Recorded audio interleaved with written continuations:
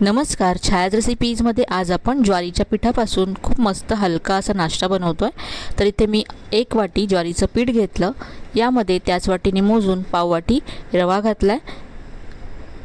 आता यामध्ये सुरुवातीला मी 1 वाटी पाणी घातलं आहे, मिक्स करून घेऊया आणि लागेल तसं आणखी पाणी यामध्ये आपण घालू। 1 वाटी पाणी घालून मिक्स केल्यानंतर हे अजूनही घट्ट आहे, तर इथे मी आणखी 1 वाटी पाणी यामध्ये घालते।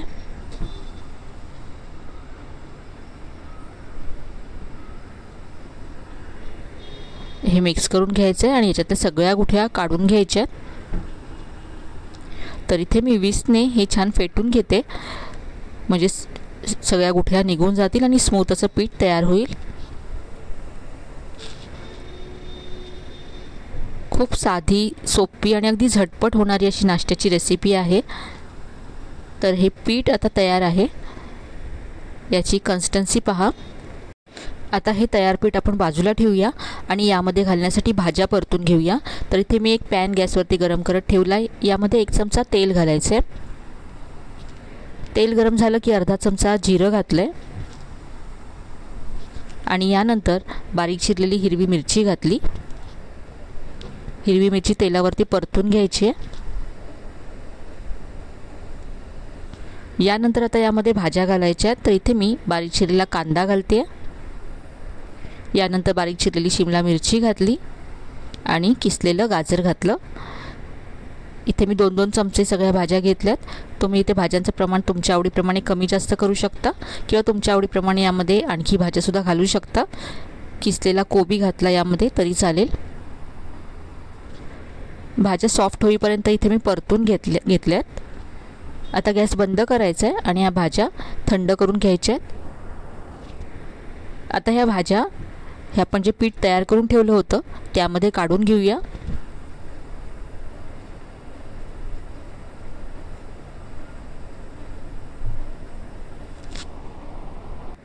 आता हे सगळं मिक्स करून घ्यायचं आहे।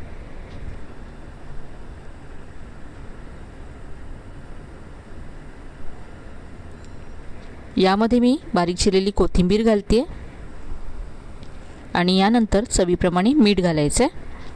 सगळं पुन्हा एकदा मिक्स करून घेऊया। तर आता याची आपण धिरडी बनवणार आहोत। खूपच क्रिस्पी अशी धिरडी तयार होतात। त्याआधी याबरोबर खाण्यासाठी चटणी तयार करूया। तर इथे आता मी गॅसवरती पॅन गरम करत ठेवला आहे, यामध्ये 1 चमचा तेल घातलं आहे। यानंतर 3 ते 4 पाकळ्या लसूण घालायची आहे आणि 1 मोठा चमचा इथे आता मी शेंगदाणे घालते। शेंगदाणे भाजून घ्यायचे आहेत। यानंतर इथे मी 1 मध्यम आकाराचा कांदा अर्धा घातला आहे आणि 1 मध्यम आकाराचा टोमॅटो घालायचा यामध्ये आणि आता कांदा टोमॅटो सॉफ्ट होईपर्यंत परतून घेऊया। तर इथे पहा, टोमॅटो छान सॉफ्ट झाला आहे। गॅस बंद करायचा आहे आणि हे थंड करून मिक्सरच्या भांड्यामध्ये काढून घ्यायचं आहे। आता यामध्ये चवीप्रमाणे मीठ घालायचं आहे आणि चवीप्रमाणे लाल तिखट घालायचं आहे। आता पाणी घालून ही चटणी वाटून घेऊया। तर इथे चटणी वाटून तयार आहे, बाउलमध्ये काढून घेतली आहे। आता चटणीवरती घालण्यासाठी फोडणी तयार करूया। तर इथे मी तडका पॅनमध्ये 1 चमचा तेल गरम केलं, यामध्ये पाव चमचा मोहरी घातली आणि थोडासा कढीपत्ता घातला आहे। फोडणी तयार आहे, ही चटणीवरती घालूया। तर ही मस्त अशी आपली शेंगदाण्याची आणि टोमॅटोची चटणी तयार आहे, जी आपल्या धिरड्यांबरोबर खूप छान लागते। चटणी तयार आहे, आता आपण पुढची कृती करूया। तर आता आपण धिरडी बनवूया।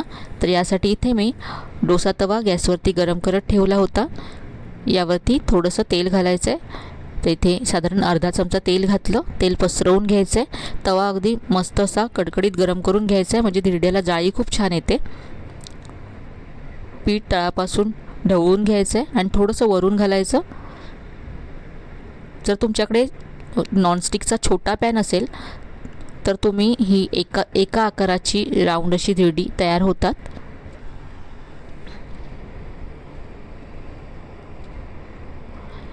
आता एका बाजूने हे भाजून घेऊया।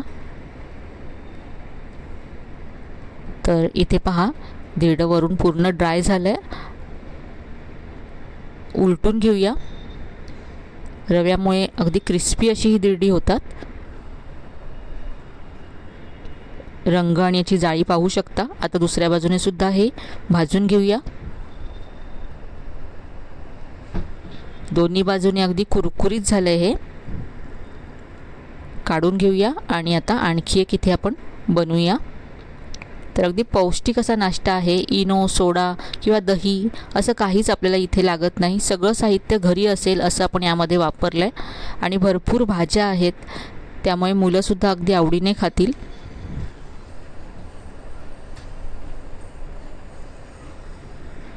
तर इथे आता दुसरं धिरडं आपण बनवून घेऊया।